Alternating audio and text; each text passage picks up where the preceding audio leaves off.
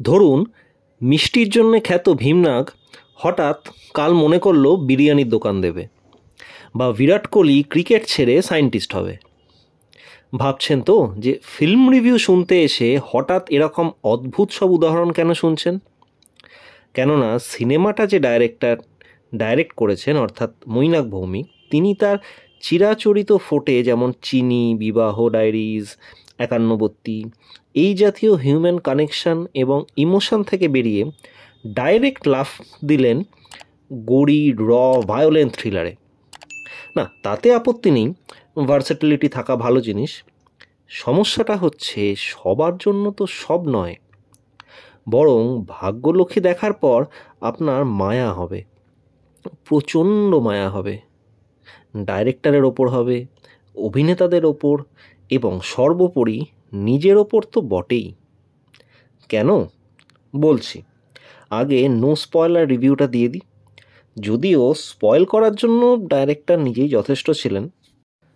ঋত্বিক একজন সৎ মধ্যবিত্ত জার্নালিস্ট, আর সোলাঙ্কি তার বউ। তাদের একটি 4 চাকা গাড়ি আছে, দিব্যি একটা ফ্ল্যাট আছে, কিন্তু মধ্যবিত্ত দেখানোর জন্য রান্নাঘরে ফ্যান ঠিক করার জন্য পয়সা নেই। তো এরকম সোকল্ড মিডল ক্লাস ঋত্বিকের সততার কারণে হঠাৎ একদিন তার চাকরিটা চলে যায়। তো বেচারা পাবে গিয়ে চিন্তায় ফ্রিতেই হয়তো পেক খাচ্ছিল। ফ্রিতে কেন, কেননা একটু আগেই তো পয়সা ছিল না দেখাচ্ছিল। তা হঠাৎ তার এক বাল্যবন্ধু এসে হাজির এবং জোর করেই ঋত্বিককে তার নিজের বাড়িতে সেলফ ইনভাইট করে ফেলে। ঋত্বিক একজন ক্রাইম রিপোর্টার হয়েও, মাইন্ড ইট, ক্রাইম রিপোর্টার, কিন্তু যে বন্ধুকে ঠিক করে চিনতে পারল না তার কথায় সে রাজি হয়ে যায় এবং তার বাড়িতে এসে সেই বন্ধু পরলোক গমন করে। এবার তার সুটকেস থেকে বেরোয় 10 কোটি টাকা। কিসের টাকা? না, ড্রাগসের। এরপর কি হয় তাই নিয়ে হচ্ছে গল্প। এক তো ডাইরেক্টর আর ডিওপিকে একটু বোঝা দরকার, অন্ধকার করে দিলেই আর অযথা বডি কাটা দেখালেই সিনেমা থ্রিলার বা দারুণ একটা মাস্টারপিস হয়ে যায় না।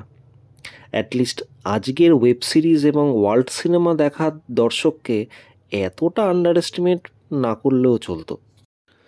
দুজন ভাড়াটে খুনেকে দেখানো হয়েছে যাদের নিয়ে অনেক কিছু করা যেত, কিন্তু ক্যারেক্টার দুটোকে দাঁড় করাতে পারেননি সেইভাবে ডাইরেক্টর। সোলাঙ্কির অভিনয় এই সিনেমাতে খুব মোনোটোনাস এবং সিঙ্গেল এক্সপ্রেশন মার্কা লেগেছে। সোলাঙ্কির ভালো অভিনয় এর আগে আমরা দেখেছি, কিন্তু এই সিনেমাতে তাকে ছন্ন ছাড়া লেগেছে। নীল মুখোপাধ্যায় এই সিনেমাতে অসাধারণ করেছেন পুলিশের ভূমিকায়। পার্শ্ব চরিত্ররাও মন্দ নয়, কিন্তু কারো ক্যারেক্টারাইজেশন বিল্ড আপ হওয়ার মতো সময় পাওয়া যায়নি সিনেমাতে। ঋত্বিকের মতো অভিনেতা যে সিনেমাতে থাকেন তার মান বদলে দেন, কিন্তু এই সিনেমাটিতে তার ক্যারেক্টারটাই বোনা হয়নি ঠিক করে।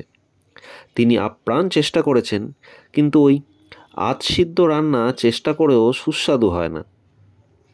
কিছু জিনিস ভালো আছে, যেমন ক্রিস্প ডায়লগস, ভনিতাহীন ডায়লগ। ট্রেলারটা তো সত্যি অসাধারণ হয়েছিল বাংলা সিনেমার পক্ষে। মাল মশলা সবই ভালোই ছিল, কিন্তু শেষ পরিণতি করুণ। অনেকে ভালো স্ক্রিপ্ট, ভালো ট্যালেন্ট নিয়ে ওয়েট করছে। প্রোডাকশন হাউসগুলো শুধু নামে না গিয়ে কাজ দেখে যদি একটু বিবেচনা শুরু করে, সবার মঙ্গল। এই সিনেমার জন্য আমাদের রেটিং 10-এ 4।